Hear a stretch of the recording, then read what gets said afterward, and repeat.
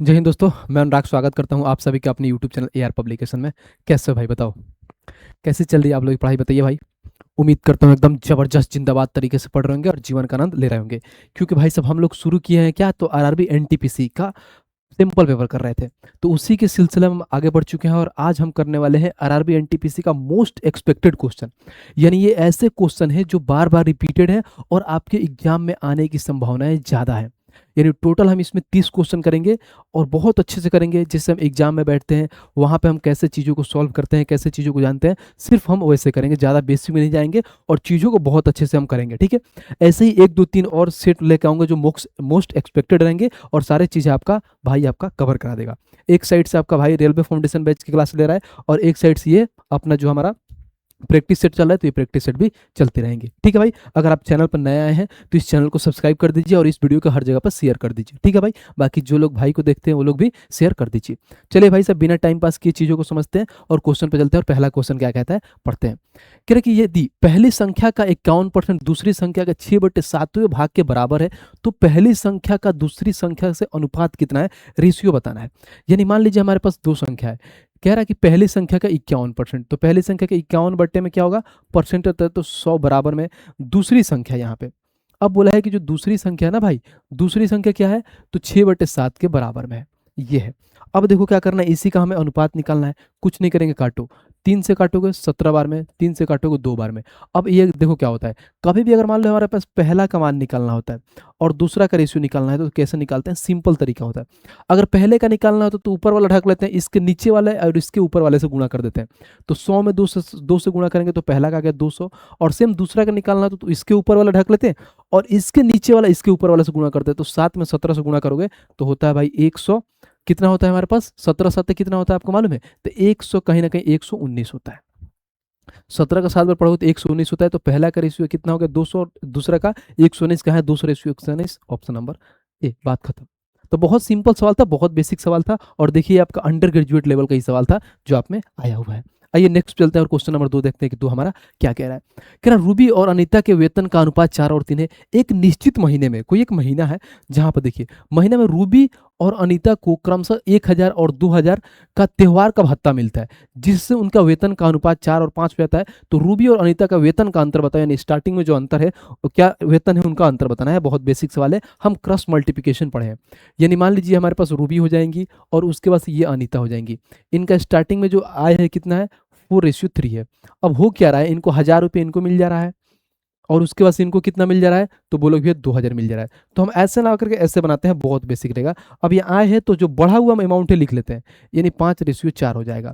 और इनको कितना मिला था, तो बोलोगे भैया 1000 मिल रहा था और इनको देखोगे तो 2000 मिल रहा था। क्रॉस मल्टीप्लिकेशन में होता क्या है, तो देखिए क्या होता है। सबसे पहले इन दोनों को आपस में गुणा करते हैं, तो बोलो 5 3 15 4 चौका 16, डिफरेंस ले लेते हैं तो 1 यूनिट आ गया। 15 और 16 का डिफरेंस आ गया 1 यूनिट। और फिर इन दोनों गुणा, 4000 और 5 दूना 10,000, 10,000 और 4000 का डिफरेंस लोगे तो 6000 आ जाएगा। तो बोलोगे भैया यहाँ पे जो हमारे पास 1 यूनिट का मान 6000 आया, तो बोला है रूबी और अनीता का वेतन का अंतर निकालना है, डिफरेंस निकालना है। तो देखना जरा इनका डिफरेंस कितना है, तो बोलोगे भैया इनका डिफरेंस 1 है, तो 1 का ही तो मान निकालना है। तो 1 का मान दिया है 6000, तो 6000 आ गया, बात खत्म, हमारा आंसर 6000 हो जाएगा। और कहाँ है, तो ऑप्शन नंबर सी, खत्म। अगर इनका पर्टिकुलर वेतन पूछता कि रूबी का वेतन कितना है, तो 6 में 4 से गुणा कर देंगे, 24,000 हो जाएगा। फिर 6000 में 3 से गुणा कर देते हैं तो अनीता का 18,000 आया था, अगर इंडिविजुअल पूछा होता तो। लेकिन इनका डिफरेंस पूछा था तो डायरेक्ट 4 और 3 का डिफरेंस 1 होता है, जो हम निकाल लिए। बहुत ही बेसिक, बहुत ही नॉर्मल सा सवाल था। और देखिए सेक्शन कंट्रोलर का सवाल है 2026 में, जो अभी 1 महीना पहले हुआ, पूछा हुआ है। अभी जो इसका आंसर किया था 1 महीना पहले, वो सवाल है। देख रहे हो, इस लेवल का अपडेटेड है आपका भाई। तो बढ़िया से पढ़िए एकदम पूरा। नंबर 4 देखते हैं और 4 को पढ़ते हैं क्या कह रहा है। एक दुकानदार एक चीज का दाम X रखता है और उस पर 70% का डिस्काउंट देता है। यानी कोई भाई, मान लीजिए भाई साहब, कोई दाम हो, कोई चीज है, कोई सामान है जिसको 100 रुपये रखता है और 70 रुपये का डिस्काउंट देता है। फिर डिस्काउंटेड कीमत 60% का बेट चार्ज कर देता है, यानी कुछ ऐसा चार्ज कर लेते, जैसे मान लीजिए कुछ GST लगा दिया, कुछ ऐसा करके चार्ज बढ़ा देता है। जिसके बाद से 384 में बेचता है तो एक्स का मान बताएं। बहुत सिंपल सवाल है। मान लीजिए कोई हमारे पास एक्स यानी दाम रखता है, नहीं कोई मार्क प्राइस हमारा होगा, जब भी मार्क प्राइस पर जो हम डिस्काउंट देते हैं तो लास्ट में हमारे पास सेलिंग प्राइस निकल के आता है। हमने बहुत बढ़िया डिस्काउंट में पढ़ा रखा है। अब 70% का डिस्काउंट दे रहा है, 100 रुपये की कोई चीज़ है, 70 का डिस्काउंट दे रहा है यानी 30 में जा रही है। अब इस पर क्या कर रहा है, वो लाभ कमा ले रहा है। कितने का, तो बोलोगे 60% का। तो कोई चीज़ 100 है और उस पर बेट के हिसाब से चार्ज कर दे रहा है, यानी कहीं ना कहीं चार्ज जीएसटी कुछ भी लगा देता है, जिसपे वो 60 का हो जाता है तो 160 हो जाएगा। अब टोटल और में कितना में बेच देता है, तो 384 में बेच देता है। हमें यही एक्स का मान फाइंड करना है। अब कैलकुलेट करिए, हमारा आंसर निकल के आ जाएगा। बोलिएगा, देखिए यहाँ से जीरो खत्म, एक जीरो से एक जीरो खत्म, 16 से इसको काटूंगा तो करूँगा 16 दूना 32, फिर 16 उसका 6, 16 चौका 64। अगर 3 से काटूंगा तो 8 बार में खत्म हो जाएगा। और जो एक्स का मान आ जाएगा तो हमारे पास 8 और डबल जीरो लगा दो तो एक्स का मान 800 आ जाएगा। और 800 कहाँ है, तो ऑप्शन नंबर डी। ये भी देखिए सेक्शन कंट्रोलर का सवाल हमारा है। देखो तो सारे अपडेट 25 और 26 के क्वेश्चन मिलेंगे आपको इस सेट में।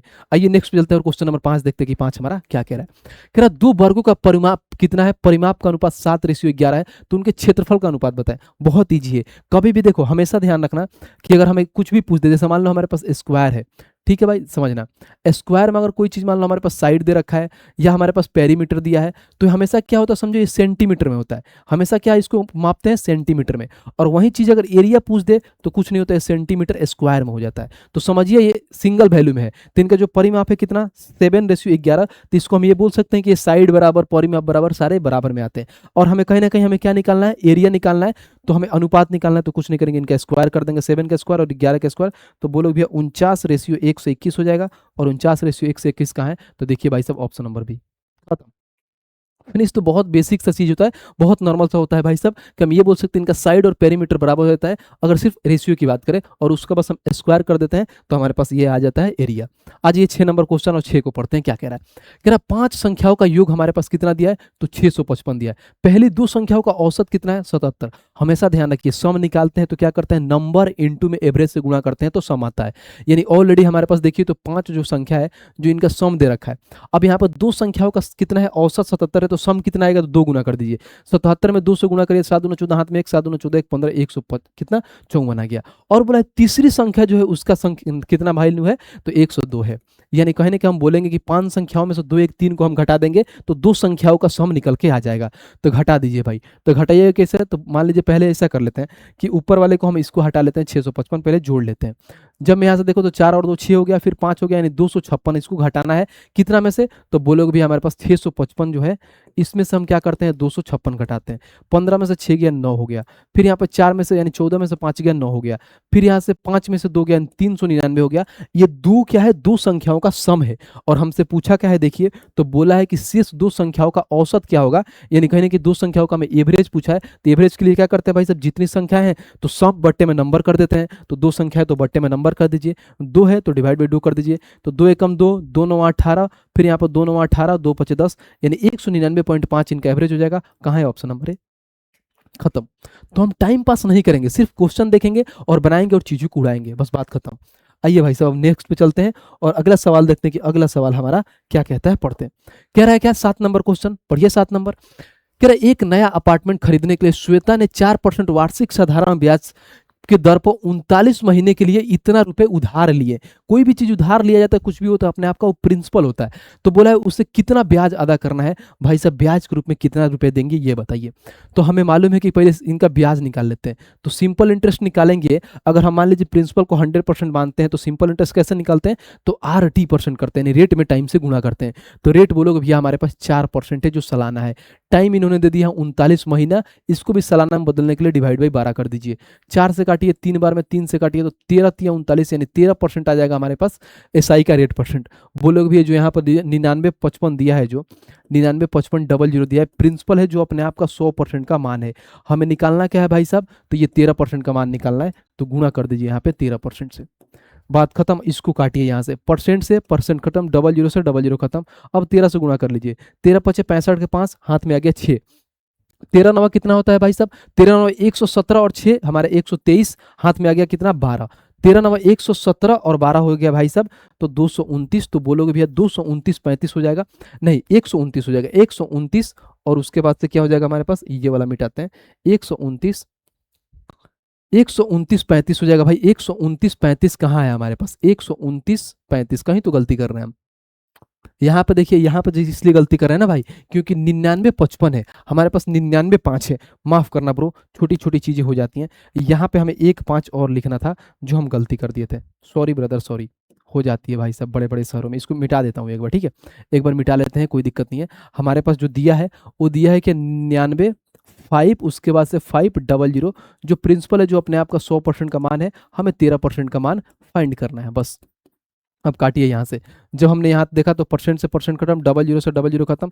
13 5 65 के 5 हाथ में 6, 13 5 65 और 6 71 के एक हाथ में आ गया कितना भाई? 7। 13 9 कितना होता है? 117 और 7, 117 और 7 हम देखेंगे तो 24 हो जाता है भाई। 117 और 7 124, फिर आ गया कितना? 12। 13 9 होता है भाई साहब 117, 117 और 12 करेंगे तो 129 हो जाएगा, जिसको बोलेंगे 129 415। 129 415 ऑप्शन नंबर ए, बात खत्म। तो बस थोड़ा बहुत वहाँ पर कैलकुलेशन मिस्टेक हो गया, क्योंकि हमने वहाँ पे 5 ध्यान नहीं दिया था, छोड़ दिया था। और देखिए, ये भी ग्रुप डी का सवाल है जो 2025 में आपका हुआ था। आ रहा है मजा? मजा आ रहा है तो वीडियो को लाइक और चैनल को सब्सक्राइब करते रहिए। आइए क्वेश्चन नंबर 8 पे चलते हैं और 8 को देखते हैं क्या कह रहा है। कह रहा है 2 नल एक हौज को 3 घंटे और 48 घंटे में भर सकते हैं। एक तीसरा नल है जो हौज को 48 घंटे में क्या कर रहा है भाई? खाली कर रहा है। समझिए, यहाँ पे मान लीजिए पहला नल ए हो गया हमारे पास, दूसरा नल बी हो गया और तीसरा नल सी हो गया। तो पहला 3 घंटे में भर रहे हैं, दूसरा 48 घंटे में भर रहे हैं, और एक भाई साहब है जो 48 घंटे में ये क्या कर रहे हैं? यानी खाली कर रहे हैं। ये कर रहा है 48 घंटे में खाली कर रहा है। अब इनका भाई साहब टोटल वर्क ले लेते हैं, तो बोलो 48 में ले लिया एलसीएम। अब आइए एफिशिएंसी देखिए, तो यहाँ पर 16 या 48, यहाँ पे 48 से कम 48, यहाँ से ये हर एक माइनस कर रहा है, नहीं खाली कर रहा है। ठीक है भाई, अब बोलिए, देखिए आगे क्या बोला है, पढ़िए। फिर बोला है यदि इन तीनों नल को एक साथ खोल दिया जाए तो खाली हौज के 2/3 हिस्से को भरने में कितना समय लगेगा? यानी टोटल टाइम पूछा है कितना समय लगेगा। हमें टोटल दिया है 48। अब 48 का 2/3 का बात बोला है, तो 48 का 2/3 निकालोगे तो यहाँ पे आ गया 16 दूना 32, यानी जो 32 वर्क है भाई, तीनों को एक साथ खोलने में कितना समय लगेगा? तो तीनों का एफिशिएंसी देख लीजिए, हमें टाइम निकालना है, तो टोटल वर्क अपॉन में एफिशिएंसी 16 1 17, यानी ये 16 भर रहा है, एक ये भर रहा है, यानी 17 भर रहे हैं, लेकिन एक भाई साहब खाली कर रहा है, यानी 17 में से एक कम कर दो, यानी देखेंगे तो भाई साहब 1 घंटे में 16 काम हो रहा है, 16 से डिवाइड करेंगे, यानी 2 घंटे में पूरी तरह से भाई साहब हमारा क्या होगा? यहाँ पे बोला है क्या? इन तीनों लोगों के साथ तो खाली हौज का 2/3 हिस्सों को भरने में कितना टाइम लगेगा? तो 2 घंटे लगेगा। कहाँ है? तो ऑप्शन नंबर डी, बात खत्म। सेक्शन कंट्रोलर का ये सवाल है। 2026 वाला सवाल भाई साहब, सेक्शन कंट्रोल में इतना अच्छा अच्छा मैथ पूछा है ना, बढ़िया से, क्योंकि उसमें सिर्फ मैथ और रीजनिंग ही आता है, तो अच्छा अच्छा क्वेश्चन उसमें पूछा है। आ जाइए भाई, क्वेश्चन नंबर 9 देखते हैं, 9 को पढ़ते हैं क्या कह रहा है। कह रहा है कि एक आयताकार मैदान की लंबाई उसकी चौड़ाई से 21 मीटर अधिक है। ठीक है, अगर मान लीजिए मैं यहाँ आयताकार मैदान बनाता हूँ। अब आयताकार मैदान हो गया, बोला है क्या? इसकी जो लंबाई है ना, उसकी चौड़ाई से कितना अधिक है? 1 होता है चौड़ाई, तो लंबाई 21 अधिक है, यानी 1 + 21 है। बोला है इसका क्षेत्रफल हमें इतना दिया है। आपको मालूम है कि लंबाई और चौड़ाई क्या होता है? L into B. इनका अगर एरिया निकालते हैं तो एल इंटू बी, जिनका मान दिया है बोलोगे भैया 31, हमारे पास दिया 31 042 दिया है, बहुत बढ़िया। तो एल इंटू बी, एल के जगह पे एक्स ले लिया, एक्स प्लस, यहाँ पे मान लीजिए एल इंटू बी, चाहे बी इंटू एल करो, बात तो बराबर है। और यहाँ पे हो जाएगा प्लस में 21 बराबर में 31 042। अब देखो, बहुत ऐसे बच्चे करते क्या है, को इसको यहाँ पे एक्स का स्क्वायर करके अब बनाने वो चले जाते हैं और यहाँ पे मान निकालने लगते हैं, जाके वहाँ पे क्वाड्रेटिक बना के अपना निकालते हैं। हमें वैसे नहीं करना, हम बाई ऑप्शन यूज करेंगे। अब बाई ऑप्शन हमारे दिमाग में आता है, जैसे मान लीजिए मैं यहाँ पे, समझिए सबका हम यूनिट डिजिट ले लेते हैं, यूनिट डिजिट के हिसाब से समझते हैं। अगर मान लीजिए मैं पहला, अगर मान लीजिए 182 उठाता हूँ, तो रखिए यहाँ पे 182। अब 182 में यहाँ पे क्या है भाई साहब हमारे पास? तो देखो हमारे पास एक चीज यहाँ पे मिसिंग है, यहाँ पे 1 है, ध्यान रखना। तो मैंने क्या किया, 182 में अगर मैं देखूं, इसको बढ़िया से लिख देता हूं और अच्छे से क्लियर समझ में आएगा, ये 21 है। अब यहाँ पे 182 में 21 ऐड करूंगा, तो बोलोगे भैया 182 में 21 ऐड कर दोगे, तो 182 में 20 ऐड कर दोगे तो कितना हो जाएगा? 220, यानी 203 हो जाएगा। ये 203 हो जाएगा, और बराबर में हमें लिखाना कितना है भाई? तो बोलोगे 31 042। अब समझिए इसको कैसे बनाएंगे हम।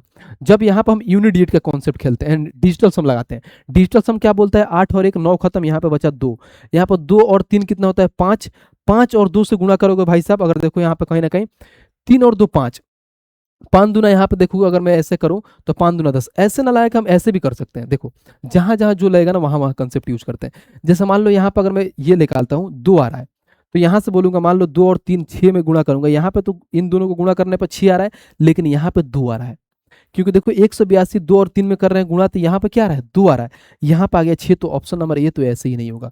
खत्म हो गया, यानी हम 182 नहीं रख सकते हैं। अब हम यहाँ पे 151 उठाते हैं, थोड़ा सा टाइम लगेगा, कोई दिक्कत नहीं है, समझ लीजिएगा बढ़िया से।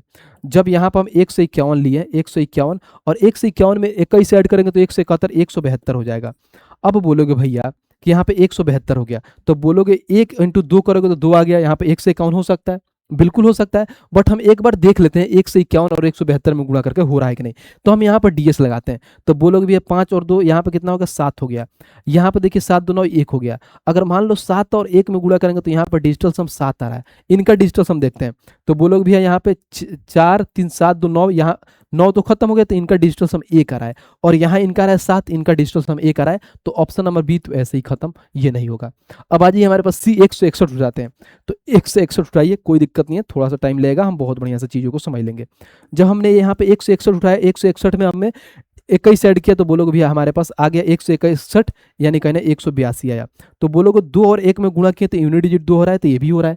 जब ये हो सकता है तो एक बार हम डीएस लगा लेते हैं, तो डीएस बोलता क्या है, तो ये देखो 6 और 7 हो गया हमारे पास, ये 7 हो गया, 8 है 1 9 खत्म, यहाँ पर 2 हो गया, तो इसका डिजिटल सम 7 दूना 14 यानी 5 आ रहा है, और इसका डिजिटल सम मैंने निकाला तो 1 आ रहा था, तो यहाँ पे 5 आ रहा है, यहाँ पे तो पॉसिबल ही नहीं है, तो सी भी खत्म, तो एक ही ऑप्शन है, ऑप्शन नंबर डी, बात खत्म।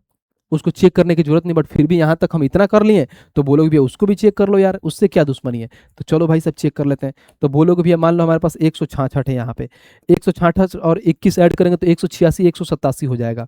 ठीक है भाई, 187। अब यहाँ पे देखो, जब यहाँ पर मैं 7 और 6 से किया तो यूनिट डिजिट के प्लेस पे 2 आया, सही है, 2 आ रहा है। अब यहाँ पे इसका भी हम डीएस चेक कर लेते हैं, तो बोलोगे 6 6 12 1 13 यानी 4 हो गया यहाँ पे। अब बोलोगे यहाँ पे 8 1 9 खत्म, 7 हो गया, तो 7 में 4 से गुणा करोगे तो 7 चौका 28 होता है, इनका डीएस निकालोगे तो 1 होता है, और इनका भी 1 आता है, तो वेरीफाइड हो गया, तो ऑप्शन नंबर डी हमारा भी हो गया। बट यहाँ पे आप गुणा भी करके देख सकते हो कि 166 में 187 से गुणा करोगे तो इतना ही आएगा, 31,042, 31,042। देखा, ये तरीका है। तो ये सारे तरीका होता है, बट फिर भी किसी को लगता है तो ऐसे बना सकते हो, तो बोलोगे भैया एक्स स्क्वायर प्लस में हमारे पास आ गया 21x, और माइनस में आ जाएगा 31,042 और बराबर में 0, ऐसे भी आप निकाल सकते हो, बैठ के आराम कथा करते रहना और निकालना ऐसे। बट मैंने ये तरीका बता दिया जो सबसे बेस्ट था, और बाई ऑप्शन सबने चीज़ों को उड़ा दिया। तो मैंने क्या बोला था कि हम ऐसा नहीं है कि बेसिक चीज़ें से पढ़ेंगे, नहीं, बिल्कुल नहीं। हम ऐसी चीज़ें पढ़ेंगे जो हमारे एग्जाम के लिए हेल्पफुल होगा, और एग्जाम में हम ऐसी चीज़ें सोच सकते हैं, उस थीम पे हम काम करेंगे और ऐसी चीज़ों को पढ़ेंगे। आइए क्वेश्चन नंबर 10 देखते हैं, और 10 को पढ़ते हैं। क्या कह रहा है, कह रहा है दो संख्याओं का महत्तम समावर्तक और लघुत्तम समावर्तक क्रमशः 2 और 492 है। यदि उनमें से एक संख्या 82 है तो दूसरी संख्या क्या होगी। हम शुरू से पढ़ाते आ रहे हैं कि कभी भी दो संख्याओं का एलसीएम इंटू एचसीएफ का प्रोडक्ट दिया है, तो दो संख्याओं का प्रोडक्ट इक्वल टू में होता है एलसीएम इंटू एचसीएफ का प्रोडक्ट। मान लो हमारे पास पहली संख्या, यहाँ पर लिख देता हूं मैं ताकि आप लोगों को समझ में आएगा, दो संख्याओं का product equal to LCM into HCF का प्रोडक्ट होता है।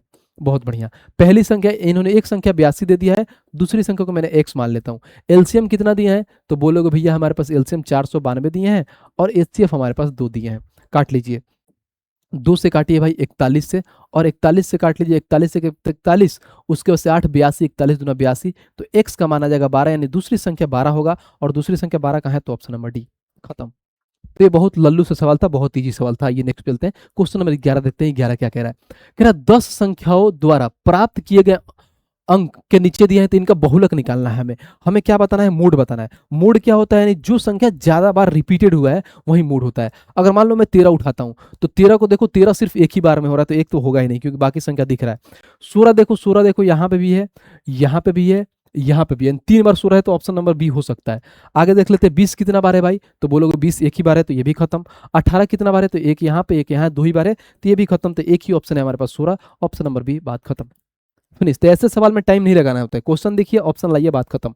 आइए नेक्स्ट पे, बोला है कि जब 3 के पावर इतना है, 8 से भाग दिया है तो सक्सेसफुल क्या होगा। कभी भी ऐसा सवाल देना तो सबसे पहले जो ये 8 है ना, ये इस 3 को इसके करीब में लेके जाया जाता है, या तो इस 8 से 1 कम होना चाहिए, नहीं तो 8 से 1 ज्यादा है, ताकि हमें वहां पे पावर निकालने में बहुत आसानी होगा। जैसे मान लो यहाँ पर 3 के पावर इतना दिया है, तो मैं ऐसा करता हूँ, तो 3 के पावर 1 बाहर निकाल लेता हूँ, तो बोलोगे भैया 3 के पावर हो जाएगा 938। अब हमेशा ध्यान रखना, कभी भी अगर मान लो m के पावर अगर मान लो x होता है, और फिर प्लस में m के पावर अगर मैं ऐसा करता हूँ, m के पावर y होता है, तो m के पावर x प्लस में y होता है। ध्यान रखना, ये सेम रहता है, इसीलिए सेम मैंने रखा। तो फिर अगर लिखोगे तो दोनों बराबर होता है, ये फॉर्मूला होता है, आपको याद होना चाहिए, बेसिक चीजें, ये घातांकन करने का सवाल है। अब आपको मालूम है कि यहाँ पे 3 का पावर 1 3 होता है। अब ऐसा करता हूँ मैं, 3 इसमें से क्या करता हूँ, 2 बाहर लेता हूँ। जैसे मान लो 3 का स्क्वायर करता हूँ, जब 2 बाहर करोगे ना तो ये इसका 2 से डिवाइड हो जाता है, क्योंकि जब भी अगर ये रूट में रहता है ना तो आपस में गुणा होता है। 2 से डिवाइड करो, 2 चौका 8, 2 छः 12, 2 9 18।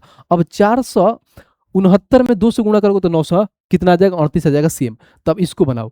अब हमें मालूम है कि इसको हम 8 से डिवाइड करना है, ठीक है भाई। अब देखो कभी भी अगर मान लो 8 से जितनी भी छोटी संख्या होगी, इसका हमारे पास रिमाइंडर क्या आएगा, तो 7 6 5 4 3 2 1 आएगा। यानी रिमाइंडर हमसे जिससे से भाग करते हैं उससे हमेशा छोटा आता है। तो भाई सब ऑलरेडी 3 है, तो यहाँ पर 3 तो रिमाइंडर आ जाएगा। अब देखो यहाँ पर क्या हो जाएगा, तो बोलोगे भैया 9 है, 9 के पावर इतना है, तो बोलोगे यहाँ पर 9 के पावर दे दिया है 469, और यहाँ पर हमें करना है 8 से भाग, तो बोलोगे यहाँ पर 3 हो जाएगा। तो 8 से भाग करेंगे तो 1 हो जाएगा। 1 के पावर क्या है भाई साहब, ऑड है, तो 1 के पावर ऑड कुछ भी रहे, 1 के पावर 1 ही होता है, तो यहाँ पे 1 हो जाएगा। और डिवाइड बाई 8 करोगे तो यहाँ पर 3/8 सेम वही आ जाएगा। तो डायरेक्ट हम बोल सकते हैं कि हमारा जो आंसर आ जाएगा, यानी जो ये 3 आ जाएगा, यही तो पूछा है कि हमारा शेषफल क्या होगा, शेषफल के तौर पर 3 आएगा। ऑप्शन नंबर बी खत्म, जेई का सवाल है। तो ऐसे सवाल बस अच्छे से पढ़िए, बहुत प्यार सा होता है, थोड़ा बहुत कन्फ्यूजन होता है, बट आपको कन्फ्यूजन क्रिएट नहीं होना है, क्योंकि भाई है आपका, बहुत अच्छे से चीज़ों को एक्सप्लेन कर देगा। आज ये नेक्स्ट पे क्वेश्चन नंबर 13 देखते हैं। 13 हमारा क्या कह रहा है, कह रहा है यदि दूध और पानी में के 50 लीटर मिश्रण में 12% पानी है, कितना पानी है, तो बोलो भैया 12% पानी है। नए मिश्रण में पानी की मात्रा 20% करने के लिए कितना पानी मिलाना जाना चाहिए। बहुत बेसिक, बहुत सिंपल सवाल है। हमें मालूम है कि 12% पानी है, तो 12% का फ्रैक्शन वैल्यू क्या होता है, 12/100। काटिए भाई, अगर इसको 4 से काटोगे तो 4 3 12, इसको 4 से काटोगे तो 25। अगर मान लो टोटल मिश्रण कितना है, 25 है, जिसमें 3 पानी है, तो यहाँ पर आ जाओगे वाटर और यहाँ पर मिल्क आ जाएगा। अगर 3 पानी है तो भाई साहब अगर मान लो मिल्क कितना होगा, तो 25 में से 3 घटा दो, यानी मिल्क कितना हुआ, 22।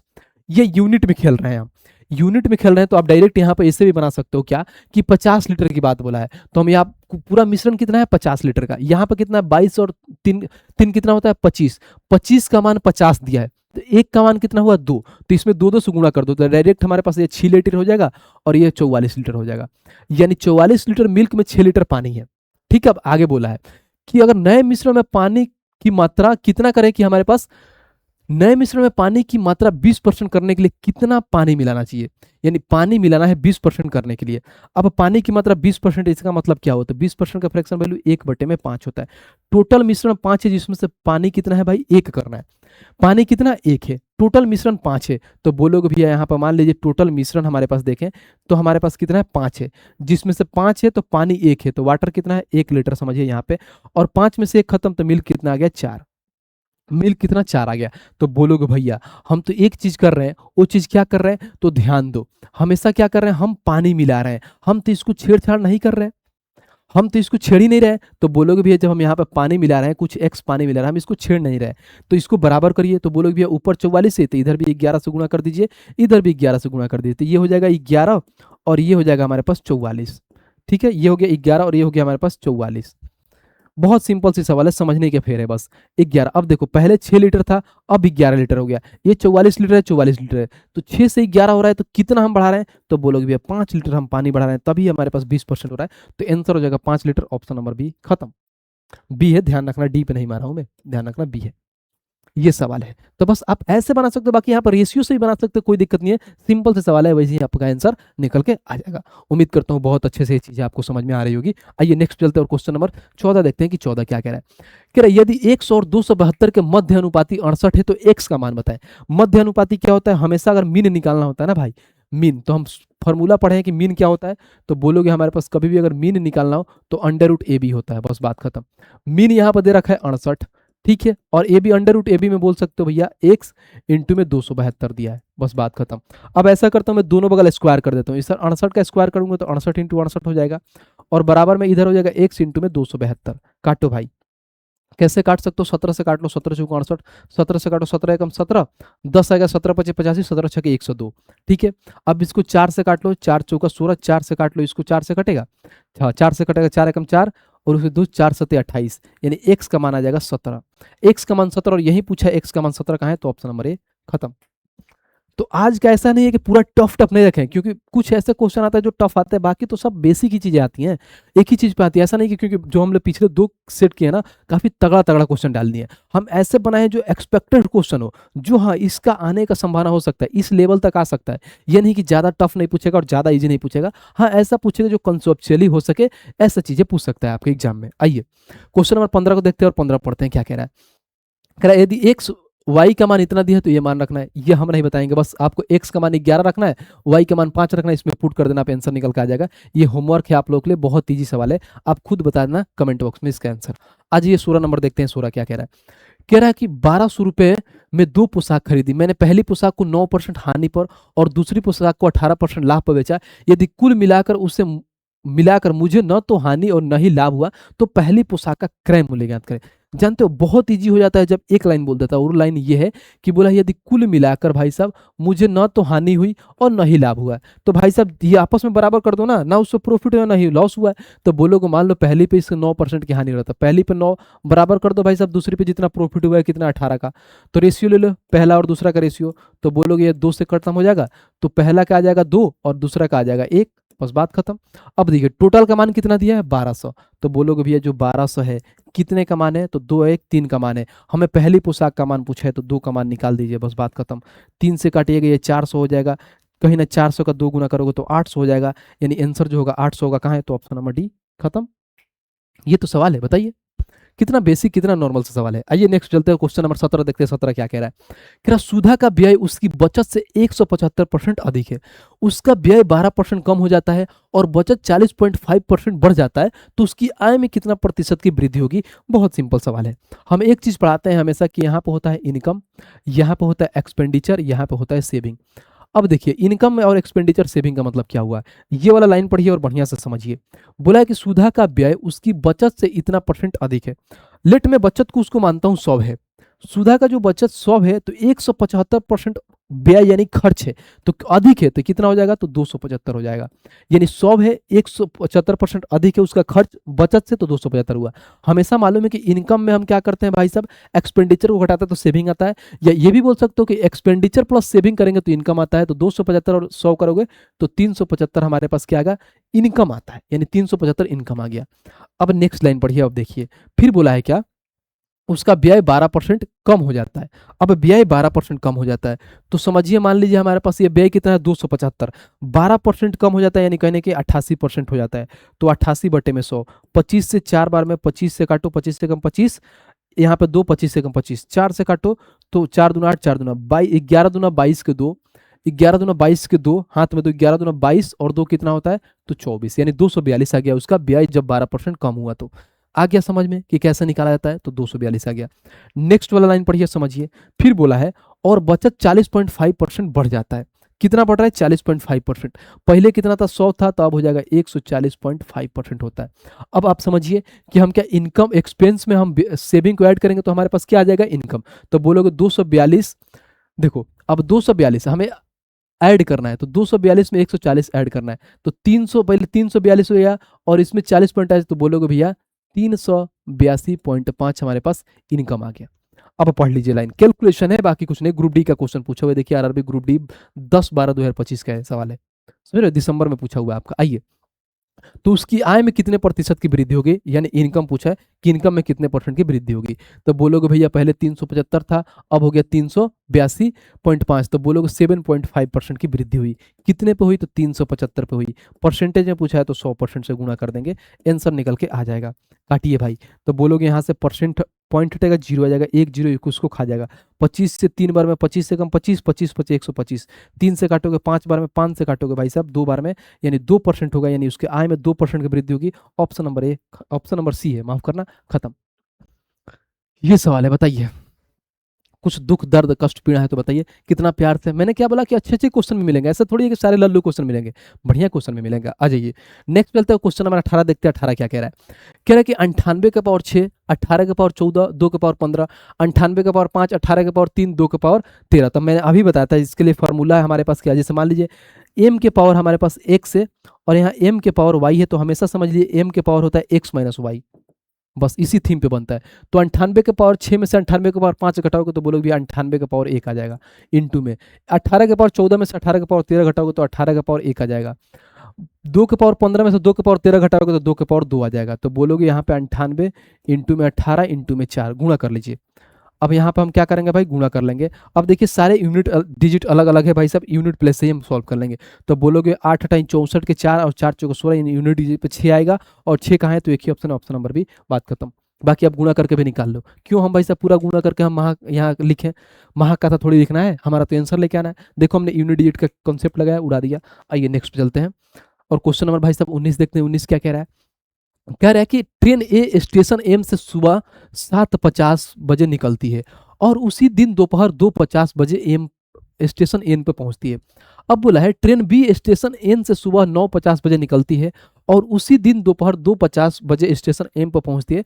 तो ट्रेन ए और बी को मिलने का समय ज्ञात करें।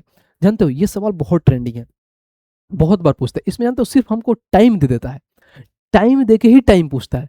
टाइम देता है, अपने से हम लेट करके हम क्या मानते हैं, डिस्टेंस मानते हैं, और उस डिस्टेंस के हिसाब से हम स्पीड मानते हैं, फिर इसका एग्जैक्ट टाइम निकालते हैं। अगर मैं मान लो एग्जाम हॉल में रहूंगा तो इसको कैसे अटेम्प्ट करूंगा, देखो एकदम आपको नहीं बोलते हैं कि जैसे जैसे अगर मान लीजिए आप क्वेश्चन सॉल्व कर रहे हो ना, तो आपका दिमाग ऑप्शंस में भी होना चाहिए। जब नंबर ऑफ क्वेश्चन प्रैक्टिस कर लोगे तो ऑटोमेटिक आपके दिमाग में ये चीजें फिट होने लगेगी, हम ऐसे भी ये चीजें सोच सकते हैं। जैसे मैं आपको बताऊं, सबसे पहले ध्यान देना जो जो मैं बोल रहा हूं, अगर मैं यहाँ पे हाईलाइट करता हूं तो समझना। अगर मान लीजिए 7:30 बजे ट्रेन यहाँ से चलती है और कितना बजे जाती है तो 2:50 में, यानी सुबह के 7:30 बजे जाती है और दोपहर में समझ लीजिए कि 2:50 यानी 3 बजे पहुंचती है, ध्यान रखना। अब दूसरी ट्रेन है वो भी कितना जा रही है, समझिए कि 9:50 खुल रही है और 2:50 ये भी जा रही है, यानी कहीं ना कहीं मान लीजिए 7:50 और 2:50 का ही खेल है। यानी कहीं जब भी ट्रेन मिलेगा तो 7:50 और यहाँ है 9:50 और 2:50, यानी 9:50 और 2:50 के बीच में ही वो ट्रेन मिलेंगी। यानी जो सुबह का, यानी समझिए जो दिन का 9:50 है और जो दोपहर का 2:50 है, उसके बीच में ही ट्रेन मिलेंगे। सीधी सी बात है, क्योंकि उसी टीम में बोला है कि ट्रेन ए और मिलने का समय उसी टाइम में मिलेंगे। तो हमें जो भी हमारा आंसर आएगा वो क्या होगा, तो 9:50 AM से लेके 2:50 PM के बीच में ही होगा। अब देखो ये 10:47 बजे, 10:47 कब होता है बताना जरा, तो बोलोगे ये रात का टाइम दिखा रहे हैं। ये क्या है, रात, तो रात में थोड़ी मिलना है, क्योंकि भाई साहब ट्रेन तो स्टेशन पर पहुंची जा रही है 2:50 में, ये रात का बता रहे तो ऐसे ही नहीं होगा। अब देखो 9:47 ये भी रात में चल रहा है, ये भी खत्म। अब ये 5 AM, उस टाइम तो ट्रेन भी नहीं चली थी, सुबह 5 बजे ट्रेन थोड़ी चल रही है, हमारी ट्रेन चली है 7:50 में और दूसरी चल रही है 9:50 में, तो उस टाइम ट्रेन ही नहीं खुली है तो कैसे मिलेगी, ये भी खत्म। एक ही ऑप्शन, ऑप्शन नंबर बी, बात खत्म। क्योंकि 11:55 AM मतलब क्या होता है, दिन, यानी जैसे 12 बजता है तो PM हो जाता है, आपको मालूम है ना। दिन में जब घड़ी में देखना तो 11:55 होता है दिन में, और जैसे बोलोगे तो 12 बजे एकदम जब धूप तेज लगता है उस टाइम ये मिलेंगे 11:55, ये होता है। इतना लंबा चौड़ा इसका कैलकुलेट, मतलब ये वाकई में बढ़िया सवाल है, इसको बनाओगे तो टाइम ज़्यादा लगेगा, लेकिन इतना लंबा चौड़ा सवाल देखो हमने 22 ऑप्शन से उड़ा दिया सिर्फ कॉमन सेंस लगा के। तो एग्जाम में रहो तो ऐसे सोचना है ना कि पूरा आप बेसिक से जाके बनाओगे, बट फिर भी इसको बोलोगे भैया आप बना ही दो तो बना दूंगा। बोलोगे मान लो हमारी पहली ट्रेन ये है, अगर मान लो ये 7:50 से 2:50 पे पहुंचती है तो कितना टाइम ले रही है, तो बोलोगे अगर ट्रेन ए है तो इसकी टाइम में देखूँ, ट्रेन ए की टाइम में निकालता हूँ, तो बोलोगे भैया ट्रेन ए की टाइम हमारे पास आ गया कितना, 7 आवर, ठीक है। और ट्रेन बी के टाइम में निकालो तो बोलोगे भैया 9:50 से 2:50 में जाती है, तो बोलोगे भैया हमारे पास इनका टाइम आ गया हमारे पास 5 आवर। अब हम लेट एक इसका मानते हैं डिस्टेंस, तो डिस्टेंस कितना मानते हैं, मान लो 35 किलोमीटर का डिस्टेंस है, तो 7 घंटे में 35 किलोमीटर जा रही है, तो 5 किलोमीटर पर आवर के स्पीड से जा रही है, और ये 7 किलोमीटर पर आवर के स्पीड से जा रही है। ध्यान रखो, सबसे पहले मान लो कभी भी अगर मान लो सेम टाइम पे मिलाना है तो सेम टाइम पे चलाना पड़ेगा। जब ये मिलेंगी तो ये 7:50 में चल रही है, ये 9:50 में चल रही है, तो ट्रेन ए को हमें क्या 9:50 में चलाना पड़ेगा, यानी 2 घंटा चलाना पड़ेगा। तो 5 किलोमीटर के हिसाब से 2 घंटा चलेगी, तो कितना चलेगी, तो बोलोगे 5 किलोमीटर के हिसाब से 2 घंटा चलेगी, 10 किलोमीटर चल जाएगी। टोटल कितना है, 35 में से 10 किलोमीटर चल गई, तो हमारे पास बचा कितना, 25 किलोमीटर। अब जब 25 किलोमीटर है, इनको क्या करो, दोनों भाई साहब आमने सामने ऐसे चल रही है, कभी भी जब अपोजिट में चलती है तो दोनों का स्पीड ऐड होता है। अब उसके बाद से जो सेम डायरेक्शन में चलती है, यानी सेम डायरेक्शन में चलेगी, तो दोनों का स्पीड का डिफरेंस लेते हैं, तो दोनों का स्पीड ऐड होगा, तो 5 किलोमीटर और 7 किलोमीटर, यानी 12 किलोमीटर पर आवर के स्पीड से तय करेंगी 25 किलोमीटर। 12 किलोमीटर पर आवर के स्पीड से 25 किलोमीटर तय करेगी, तो कितना टाइम लगेगा, तो बोलोगे 12 दूना 24 और 1/12, इसको भी मिनट में चेंज कर लो, तो 60 से गुणा करोगे तो काटो 5 से, यानी 2 आवर 5 मिनट यहाँ पे लगेगा। अब मिलेंगे कम तो देखो 9:50 में चले हैं भाई साहब, 9:50 में, और 2 घंटा 50 मिनट ये है, तो 2 आवर 50 मिनट, इस 5 मिनट इसमें ऐड करोगे तो ये हो जाएगा हमारे पास 55 मिनट, और यहाँ पे हो जाएगा 11 आवर 55 मैंने 11:55 मिलेंगे, और एक ही ऑप्शन, ऑप्शन नंबर बी, बात खत्म। क्योंकि हमने यहाँ पे पहली ट्रेन को भाई साहब 10 किलोमीटर चला दिया है, तो 9:30 बजे तक इधर से ये भी चलेगी, 9:30 बजे वो भी चलेगी, और दोनों सेम डायरेक्शन में चलेगी। 25 किलोमीटर का डिस्टेंस तय करना है, और भाई साहब अपोजिट डायरेक्शन में चल रहे हैं, एक दूसरे के आमने सामने चल रहे हैं, तो क्या होगा, इनका स्पीड ऐड हो जाता है। ठीक है भाई, उम्मीद करते हैं समझे होंगे। बाकी तरीका वो यूज करना है जो पहला वाला तरीका मैंने बताया था। आइए क्वेश्चन 20 पे चलते हैं, और 20 को देखते हैं 20 क्या कह रहा है। कह रहा है एक त्रिभुज की तीनों भुजाओं की लंबाई 14, 13 और 15 सेंटीमीटर है। इस त्रिभुज के अंतःवृत्त का क्षेत्रफल बताना है। मान लीजिए हमारे पास कोई एक त्रिभुज है, जिसको हम क्या बोलते हैं भैया, बोलोगे हमारे पास कोई ट्रेंगल है। ठीक है, ये ट्रेंगल है। अब इसके हम अंतःवृत्त की है, इसमें जो बताना है ना, हमें क्या बोला है, अंतःवृत्त का क्षेत्रफल बताना है। कहने कि अंतःवृत्त का ये क्षेत्रफल बताना है, हमसे यही तो पूछा है। तो इस त्रिभुज के अंतःवृत्त का क्षेत्रफल, अब सारे का मान दे दिया। बोलोगे मैं, मान लो ये हमारे पास 13 है, ये 14 है, और ये हमारे पास 15 है, कोई कहीं भी लिख सकते हो, कोई दिक्कत नहीं है। तो सबसे पहले क्या निकालेंगे भाई साहब, इन रेडियस निकालना होता है। इन रेडियस कैसे निकालोगे, यानी हमें पहले आर, ये मान निकालेंगे आर का, तभी तो ये वृत्त का क्षेत्रफल निकालेंगे। तो आर का मान कैसे निकालते हैं, तो बोलोगे भैया डेल्टा, यानी ये होता है हमारे पास एरिया ऑफ, क्या होता है भाई साहब, एरिया ऑफ ट्रेंगल, और बट्टे में होता है सेमी पेरीमीटर। अब सेमी पेरीमीटर तो आप बहुत आसान से निकाल लोगे। कैसे निकालोगे, तो एस बराबर में होता है ए प्लस बी प्लस सी, ठीक है, बाई 2। तो देखो 15 और 14 कितना होता है, बोलोगे भैया 29, और 13 होता है 42।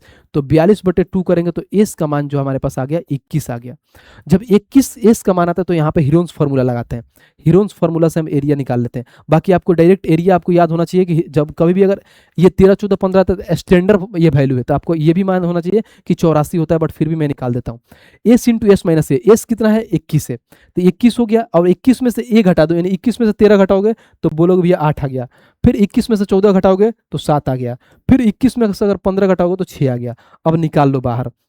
अब देखो यहाँ पे अगर मैं देखूं तो यहाँ पे इसको तोड़ते हैं, कैसे निकालोगे बाहर, बोलोगे यहाँ पे हो जाएगा 7 × 3 हो जाएगा, 7 तो यहाँ पे है। इसको भी अगर मैं करूँ तो 4 × 2 कर लो, और इसको भी करोगे तो 3 × 2 कर लो। तो देखो यहाँ भी 7 है और यहाँ भी 7 है, तो एक 7 बाहर आ गया। यहाँ भी 3 है, यहाँ भी 3 है, तो एक 3 बाहर आ गया।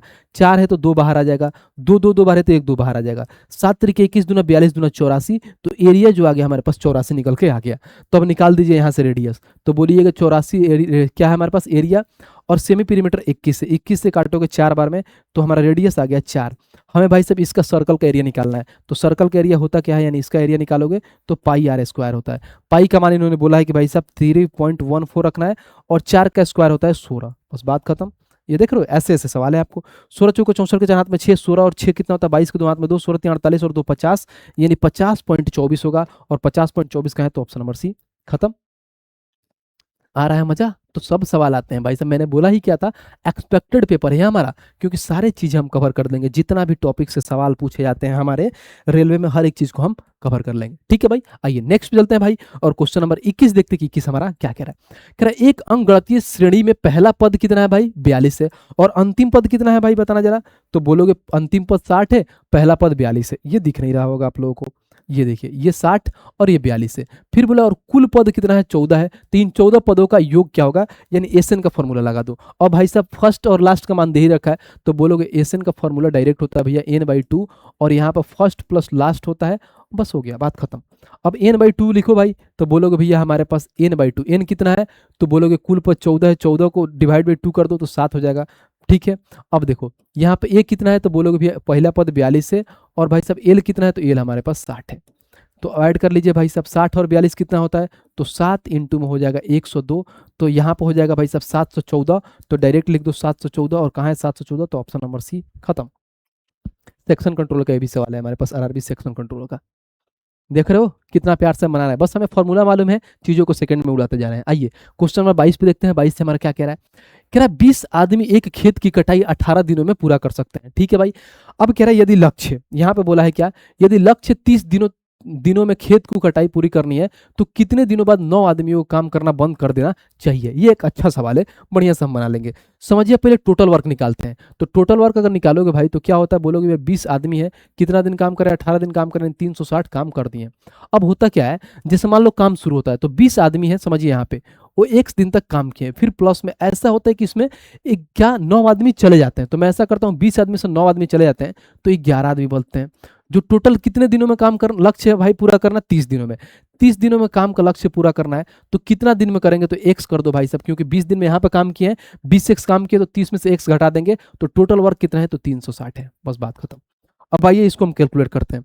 जब कैलकुलेट करोगे तो बोलोगे भैया यहाँ पे हो जाएगा 20x और प्लस में 11 33 यानी 330, माइनस में होता है 11x, बराबर में होता है 360।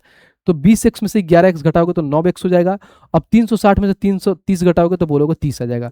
तो x का मान आ जाएगा 3 से काटो 3 बार में, 3 से काटो 10 बार में, तो 10/3 आता है, जिसको हम ए भी बोल सकते हैं कि 3 3 9 1/3 होता है। 3 सहित 1/3 दिन लगेगा। 3 सहित यहाँ पे देखिए लग रहा है कुछ मिस्टेक है, यहाँ पे होगा 3 सहित 1/3 कर लीजिए, ऑप्शन नंबर सी, बात खत्म। ये सवाल था, ये भी देखिए ग्रुप डी का पूछा हुआ है आपका, 12वां महीना जो दिसंबर में एग्जाम हुआ था आपका, वो 3 महीना पहला पूछा हुआ था। कितना अच्छा सवाल है, कितना प्यार से, बस लैंग्वेज वाला सवाल है, बढ़िया से हमने लैंग्वेज को पढ़ा और प्यार से हमने आंसर लेके ला दिया। आइए क्वेश्चन नंबर 23 पे चलते हैं और 23 को पढ़ते हैं। क्या कह रहा है, कह रहा है क्या ये कि अमन और पवन ने मिलाकर एक व्यवसाय में 62,800 रुपये का निवेश किया। अब बोला है कि वर्ष के अंत में, देखो वर्ष के अंत में 11,600 रुपये के कुल लाभ में से पवन का हिस्सा इतना है, तो उनके निवेश का अंतर क्या होगा। बहुत सिंपल सवाल है, क्योंकि इसमें वर्ष का अंत में बोला है, क्योंकि टाइम भाई साहब हमारे पास क्या है, कांस्टेंट हो गया, 1 साल के बाद बोला है। तो कभी भी अगर टाइम कांस्टेंट हो जाए तो हमेशा ध्यान रखना प्रॉफिट बराबर में होता है क्या, इन्वेस्टमेंट। कभी भी अगर टाइम हमारे पास कांस्टेंट आएगा, क्योंकि वर्ष का अंत बोला है भाई साहब, तो 1 साल के बाद बोला है, कांस्टेंट हो जाए तो प्रॉफिट इक्वल टू इन्वेस्टमेंट हो जाता है। तो मान लो भाई साहब यहाँ पे क्या है, पवन भाई साहब है, पवन है और यहाँ पे अमन है। पवन को कितना मिला है भाई साहब, 2900। ओवरऑल लाभ कितना है, तो 11,600 में से 2900 इनको मिल गया है, तो 11,600 में से 2900 घटा दो, तो 11,600 में से पहले 2000 घटाओगे तो आ जाएगा कितना भाई, 9,600। उसमें से घटा दो, यानी 96 समय ये घटा दो तो कितना हो जाएगा, कहीं ना कहीं हमारे पास 87 आ जाएगा, यानी 8,700 आ जाएगा। अब ये हमारे पास प्रॉफिट और इन्वेस्टमेंट का रेशियो है, ध्यान रखिए। अब देखिए 00 से 00 खत्म, यहाँ पर 29 का 3 गुना कर दो तो 87 होता है, तो 1:3 आ गया। अब देखिए इन्वेस्टमेंट कितना है, तो 62,800। तो बोलोगे भैया 62,800 है हमारे पास इन्वेस्टमेंट, यानी कहीं ना कहीं बोल सकते हो 3 और 1 4 का मान है। हमें पूछा क्या है, तो बोला है उनके निवेशों का अंतर, यानी 3 और 1 का अंतर होता है, 2 का अंतर पूछा है, यानी 2 का मान पूछा है। तो बोलोगे 2 से काट दो 2 बार में, 2 से काटोगे तो यह हो जाएगा 300, 3 2 3 6 2 ये 4 00, यानी 314 आ जाएगा हमारे पास आंसर। 314 कहाँ है भाई, देखना जरा, 314 00, 314 00, ऑप्शन नंबर सी, खत्म। पॉइंट 2 को पकड़िए भाई। पार्टनरशिप तो बहुत ईजी होता है, क्योंकि पार्टनरशिप में एक ही फॉर्मूला काम होता है, और वो काम में क्या यूज होता है, तो हमेशा मालूम है कि प्रॉफिट बराबर में होता है इन्वेस्टमेंट इनटू टाइम, बस बात खत्म। पार्टनरशिप उसी पे खत्म हो जाता है। आ जाइए क्वेश्चन नंबर 24 देखते हैं और 24 को पढ़ते हैं। क्या कह रहा है, कह रहा है एक चट्टान के शीर्ष से चट्टान के तल कितना है, 240 फीट दूर जमीन पर स्थित है। अब एक बिंदु का अनुमान कोण 30 डिग्री है, चट्टान की ऊंचाई ज्ञात करना है। बताइए, कोई मान लीजिए हमारे पास यहाँ पे पहाड़ वहाड़ होगा, कुछ भी होगा, समझिए। अब यहाँ से हम आते हैं, और जो ये बोलता है ना भाई साहब, ये अनुमान डिग्री, यानी ये जो 30 डिग्री का मान दिया है। अब जो ये चट्टान है, इस मान लीजिए चट्टान पूरा ऐसा है, अब यहाँ से इसका मान दे दिया है कितना, तो बोलोगे 240 मीटर के मान दे दिया। अब कभी भी जब 30 दे दे आपके सामने, तो क्या होता है मान, आपको मालूम है, इसके सामने का मान 1 होता है, नीचे वाला √3 होता है, और यहाँ पे होता है भाई साहब 2 होता है। और हमसे पूछा क्या है भाई, तो बोला है चट्टान की ऊंचाई, यानी 1 का मान पूछा है। अब देखिए 240 है, कितने का मान है भाई, √3 का मान है, बट √3 का मान इन्होंने दे दिया है 1.732 दे दिया है, और इंटू में हमें निकालना क्या है भाई साहब, 1 का मान निकालना है, बस बात खत्म। अब देखो ये जो ऑप्शन है ना बहुत दूर दूर है, तो हम यहाँ पे यूज करेंगे अप्रोक्सीमेट। जब अप्रोक्सीमेट यूज करेंगे तो समझिए, मैं ऐसा समझता हूँ कि 1.73 है, ठीक है। अगर मान लीजिए इसको 2 को हटाता हूँ, यहाँ पे 1.73 मानता हूँ, 1.73 है, यहाँ पे 0 लेता हूँ, पॉइंट हटाऊँ। अब 173 है, यहाँ पे हमारे पास कितना है, 24 है। तो पहले एक बार में जाओ, एक बार में चाहो तो 240 में से 173 घटा दो, तो 7 ऐड करोगे तो कितना हो जाएगा, 80, यानी 27, और 40 और 27 कितना होता है, 67, यानी कहीं ना कहीं हमारे पास 670 हो गया एक बार में। अब 173 के हम कितना बार में जाएं कि 670 के करीब में जाओगे, तो बोलोगे भैया अगर मैं ये देखूं, यहाँ पे एक और ये देखूं, समझिए, क्योंकि यहाँ पे हम 2 जीरो बैठाएंगे ना, पॉइंट हटेगा, तो यहाँ पे एक और जीरो रहेगा, ध्यान हो, क्योंकि पॉइंट के वजह से 2 जीरो है। तो मान लो हमारे पास 670 है, ठीक है।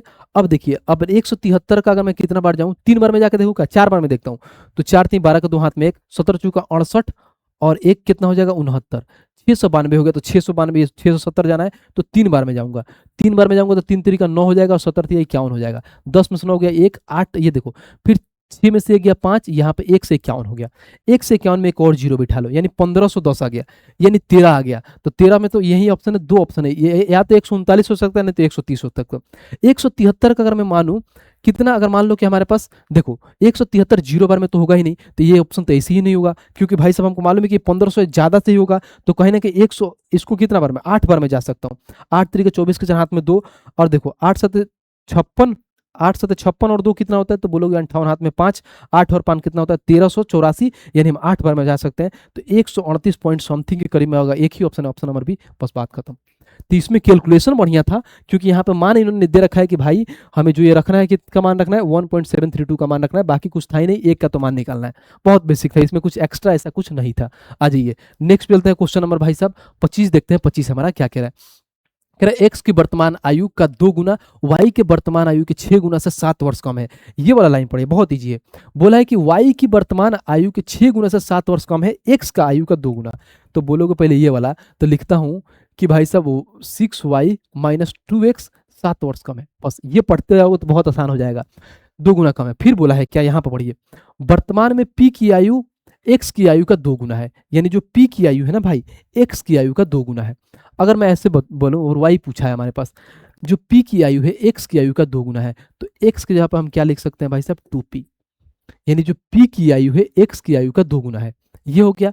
अब आगे आ जाइए, ऐसे ये हमें p का मान निकाल सकते हैं, ऐसे क्यों जाएंगे, एक बार और अच्छे से पढ़ते हैं, बढ़िया से पढ़ते हैं, कोई दिक्कत नहीं है। बोला है वर्तमान में p की आयु x की आयु का 2 गुना है। जो p की आयु है ना भाई, x की आयु का 2 गुना है, x की आयु का 2 गुना है, तो p की आयु जो है x की आयु को 2 गुना है, तो बराबर कर लो, यानी भाई साहब ये 2 गुना आपस में बराबर है।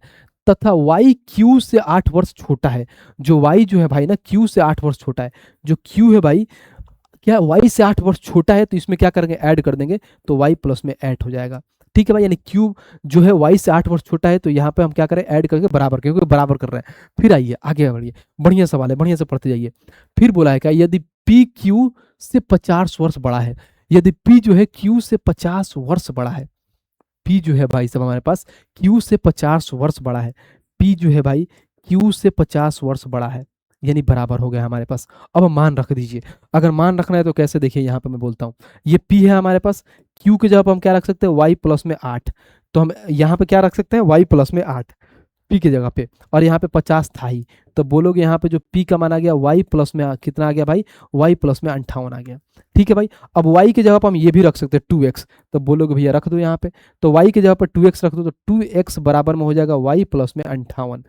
ठीक है भाई, तो यहाँ y इधर खींच लाओ, तो 2x माइनस वाई बराबर में 58, ये निकल के आ गया एक इक्वेशन। जब ये इक्वेशन आ गया, ऊपर वाला एक इक्वेशन था ही, इसमें रख दीजिए। तो बोलिए भैया क्या रखोगे आप, तो बोलोगे यहाँ पे 2x minus Y, 2x minus Y, ठीक है, बराबर में 58 करना है, बस बात खत्म। ये सवाल है, देखा कितना बढ़िया लैंग्वेज आयु वाला सवाल है, सिर्फ पढ़ना होता है, थोड़ा सा भी इधर उधर करोगे तो गड़बड़ा जाओगे। देखो यहाँ पे क्या है, देखो तो समझो माइनस का 2x प्लस का 2x ऐसे ही खत्म हो गया, 6y में से y घटाओगे तो 5y हो जाएगा। अब देखो यहाँ पे प्लस में है तो ये 65 हो जाएगा, तो यहाँ से काटो 5 से, तो y का मान आ गया हमारे पास 13, और कहीं ना कहीं देखो तो हमारे पास पूछा है y की वर्तमान आयु क्या हो गए, तो 13 होगी, और 13 कहाँ है देखना जरा, तो ऑप्शन नंबर बी, खत्म। देखा कितना बढ़िया सवाल, कितना प्यारा, कितना अच्छा सा सवाल है। चीज़ें समझ में आ रही है भाई साहब, तो वीडियो को लाइक करना है और चैनल को सब्सक्राइब करते रहना है।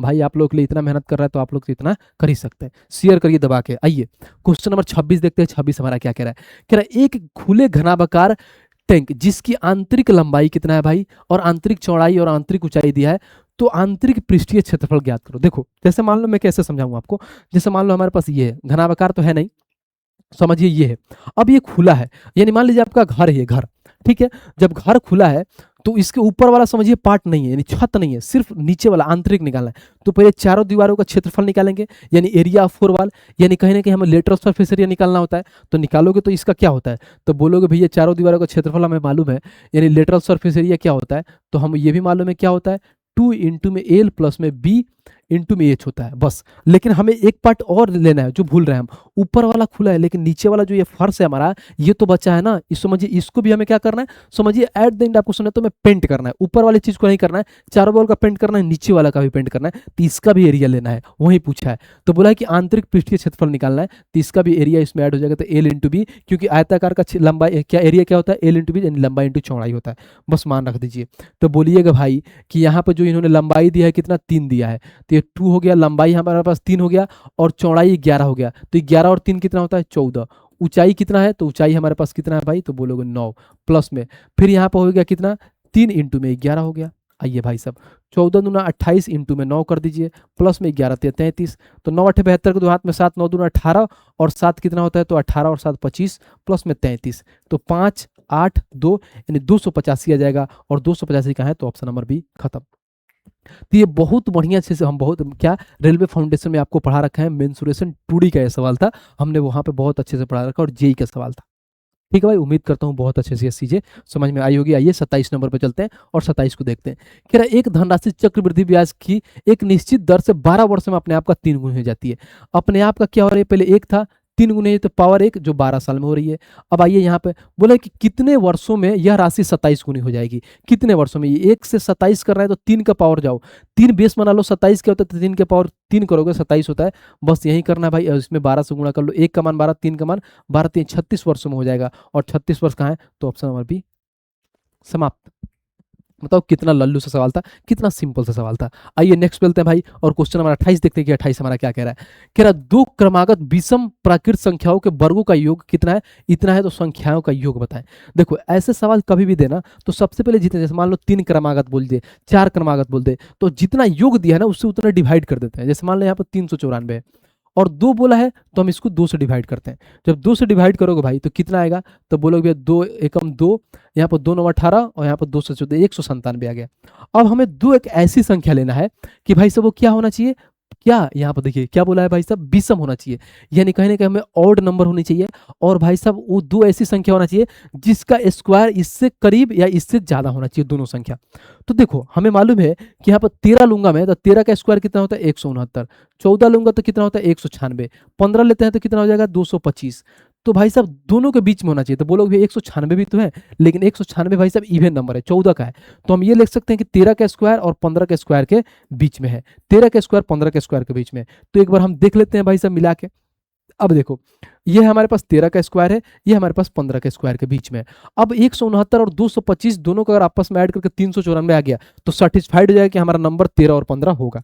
तो लो भाई साहब हम करते हैं जोड़ के, तो देखो 5 9 5 14 हाथ में 1 2 6 2 8 और 1 9 हो गया, फिर यहाँ पर आ गया 3 हो गया, तो देखिए इनका योग 394 आ गया। तो हम ये बोल सकते कि पहली संख्या 13 थी और इनकी एक दूसरी संख्या क्या थी 15, तो 13 और 15 इन्हीं का क्या सम पूछा है, तो 13 और 15 कितना होता है भाई 28 होता है, और यही हमारा आंसर हो जाएगा 28। कहाँ है, देखिए ऑप्शन नंबर डी, क्योंकि संख्याओं का योग पूछा था।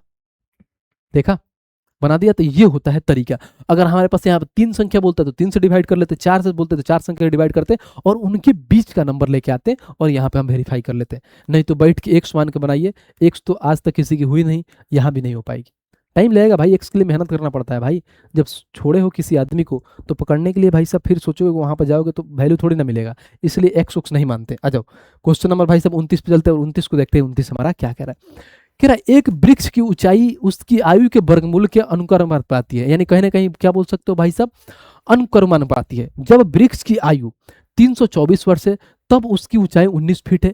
81 वर्ष की आयु में वृक्ष की ऊंचाई क्या होगा जानते हो, कुछ है नहीं, बहुत ईजी है, सिर्फ घुमाया है वृक्ष आयु ये सब मान के, आपको डरना नहीं है, बहुत सिंपल तरीके से हम बना देंगे। मान लीजिए एक वृक्ष की ऊंचाई है, इसकी जो आयु के वर्गमूल का अनुक्रमानुपाती है, कोई बात नहीं डायरेक्टली प्रोपोर्शनल हो जाएगा, इनडायरेक्टली नहीं है। तो समझिए मान लीजिए इसका जो ऊंचाई एज मानता हूं भाई साहब, ये जो क्या है डायरेक्टली प्रोपोर्शनल है क्या इसके एज के रूट के, यानी एज मान लेता आयु, इसके क्या है वर्गमूल यानी रूट है। अब समझिए कभी भी जब ये हटता है ना ये चिन्ह, तो हमेशा ध्यान रखिए ये हटता है तो बराबर में आता है, एक के कांस्टेंट में आता है और ये एक इसके साथ आ जाता है। अब जैसे जैसे बोला है तो समझिए इनकी आयु कितना दिया है 324 और हाइट कितना दिया है 19, तो पहले रखते हैं हाइट हो जाएगा 19, यहाँ पर के हो जाएगा रूट हो जाएगा 324। ठीक है, यहां तक हम लिख रहे हैं।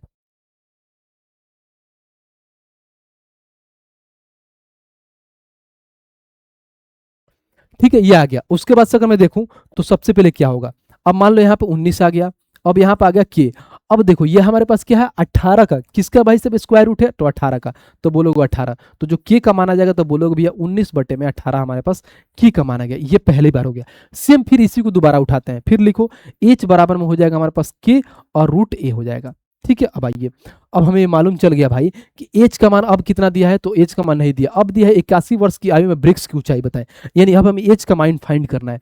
अब यहाँ पर के का मान हमने निकाल दिया है 19/18, तो रख दीजिए। अब भाई सब रूट का चढ़ा दीजिए कितना, तो बोलोगे 81, तो हम रूट का 81 को हम क्या कर सकते हैं, डायरेक्ट यहाँ पर लिख सकते हैं 9। और जब 9 लिखोगे तो डायरेक्ट यहाँ से खत्म हो जाएगा भाई साहब 2 बार में। अब जब 2 बार में खत्म हो जाएगा तो कितना आ जाएगा, हाइट हमारे पास आ जाएगा 19/2, जिसको बोल सकते हैं भाई साहब 9 दूना 18.5, यानी 9.5 हो जाएगा, और 9.5 ऑप्शन नंबर सी, खत्म।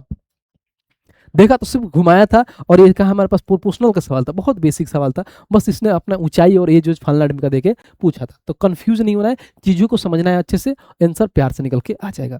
आइए भाई साहब क्वेश्चन नंबर 30 देखते हैं कि 30 हमारा क्या कह रहा है। कह रहा है cosec square theta plus 4 sine square theta, जहां हमें थीटा का मान रखना है। थीटा का मान भाई साहब पुट कर लो भाई साहब, हम ऐसा करते हैं 45 उठा लेते हैं, कोई दिक्कत नहीं, कभी भी आता तो 45 उठाते हैं, हर एक चीज दिया, साइन कॉस कोटेक एक बार मिले ना तो 45 उठा लो। जब 45 उठा लोगे तो भाई कोसेक 45 का मान क्या होता है, तो बोलोगे भैया √2 होता है, तो √2 का स्क्वायर, फिर प्लस में 4, साइन का मान क्या होता है भैया, साइन 45 का 1/2, इसका स्क्वायर होता है बराबर में 4, अगर आ गया तो समझिए हमारा आंसर 45 हो जाएगा। तो √2 का स्क्वायर 2 होता है भाई।